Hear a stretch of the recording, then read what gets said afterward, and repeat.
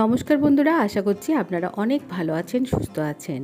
আজকে এমন একটা ডালের রেসিপি শেয়ার করব যেটা একঘেয়েমি ডালের রেসিপি থেকে সম্পূর্ণ আলাদা, আর খেতেও হবে অসাধারণ। গরম ভাতে দুর্দান্ত লাগবে এই ডালের রেসিপি। আজকে মুসুর ডালের রেসিপি শেয়ার করব। মুসুর ডালটাকে ভালো করে ধুয়ে সেদ্ধতে বসিয়েছি, আর এই সময় একটু নুনও দিয়ে দিয়েছি। সেদ্ধ করার সময় মুসুর ডালের যে ফেনাটা তৈরি হবে সেটা ফেলে দিলেই ভালো। একটা পাত্রে সর্ষে তেল গরম করতে বসিয়ে দিয়েছি। ফোড়নে দিয়ে দিলাম কয়েকটা শুকনো লঙ্কা, আর দিয়ে দিলাম হাফ চা চামচের মতন রাঁধুনি। ফোড়নটা যখন গরম হয়ে যাবে, সুন্দর একটা গন্ধ ছাড়বে, তখন মুসুর ডালটা যেটা আমি সেদ্ধ করে রেখে দিয়েছিলাম সেইটা ফোড়নের মধ্যে দিয়ে দিলাম। আমার রেসিপিগুলো আপনাদের কেমন লাগছে আমাকে কমেন্ট করে জানাবেন। ভালো লাগলে লাইক করবেন, শেয়ার করবেন, আর সাবস্ক্রাইব করে আমার পাশে থাকবেন।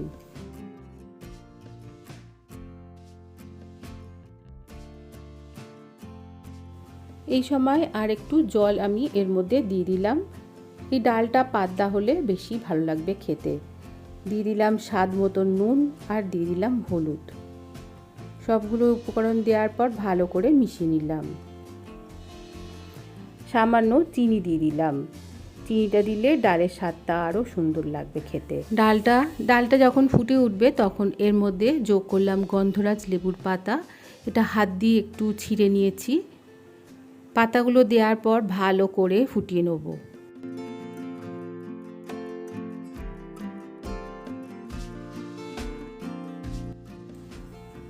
ডালটা ভালো করে ফুটিয়ে নেওয়ার পর এর মধ্যে যোগ করলাম গন্ধরাজ লেবু, যেটা আমি পাতলা পাতলা করে একটু গোল গোল করে কেটে নিয়েছি।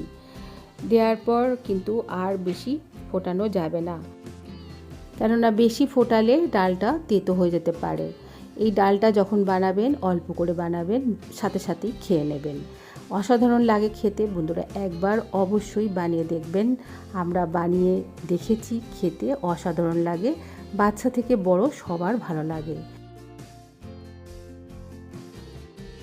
গন্ধরাজ লেবু দিয়ে মুসুর ডালের এই রেসিপি আপনাদের কেমন লাগলো আমাকে অবশ্যই জানাবেন। আজকের মতন এইটুকুনি। খুব ভালো থাকবেন, সুস্থ থাকবেন।